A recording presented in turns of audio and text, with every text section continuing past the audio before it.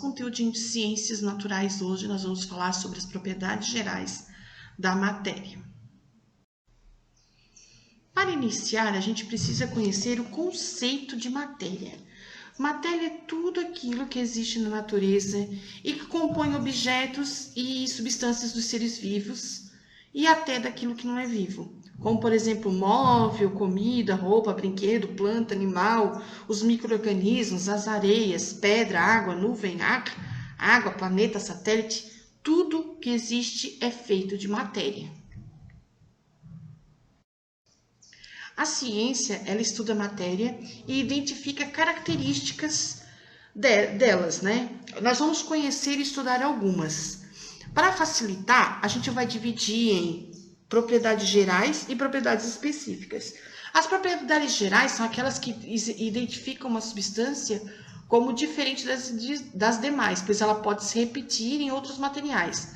As específicas são aquelas que não se repetem para mais de uma substância, que ela serve exatamente para identificá-la. A gente vai ver isso. As específicas nós vamos estudar numa próxima aula. Hoje nós vamos conhecer as gerais. A primeira propriedade é a divisibilidade.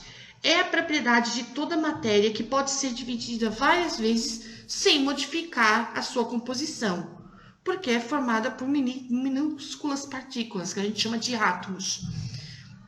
Então, é quando a gente pega um produto, como a gente está vendo ali no exemplo, e parte ele, pica, um vaso que quebra, ele pode mudar de forma, mas ele não vai deixar de ser aquilo que ele é. Berinjela vai ser sempre berinjela, picada ou inteira, certo?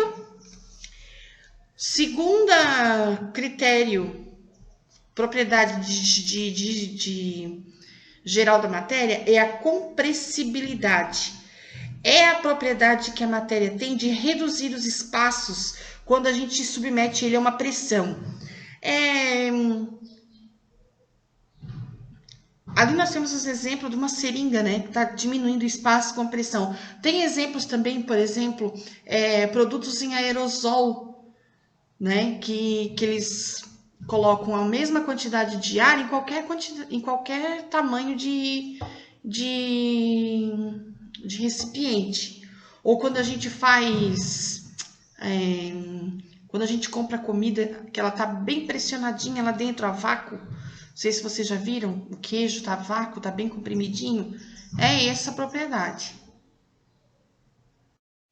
A terceira propriedade é o volume. Todo corpo ocupa um lugar no espaço. A medida que o corpo ocupa no espaço é chamado de volume. O volume ele pode variar conforme a pressão ou a força exercida sobre ela, mas não será inexistente. Até porque as estruturas formadoras ocupam lugar no espaço. A quarta propriedade é a impenetrabilidade, que determina o seguinte, que duas matérias ou dois corpos não podem ocupar o mesmo lugar no espaço ao mesmo tempo. Vejam ali o exemplo, ó. Água, papel, né? Cada tipo de objeto ocupa o seu devido lugar e dois corpos não podem ocupar o mesmo espaço ao mesmo tempo. A quinta propriedade é a elasticidade. É a propriedade que permite aos materiais aumentar os espaços entre os átomos e as suas estruturas, aumentando o tamanho do espaço que ocupam. Como diz o nome, né? É como se fosse um elástico, né? Os materiais podem ir e voltar à sua forma inicial.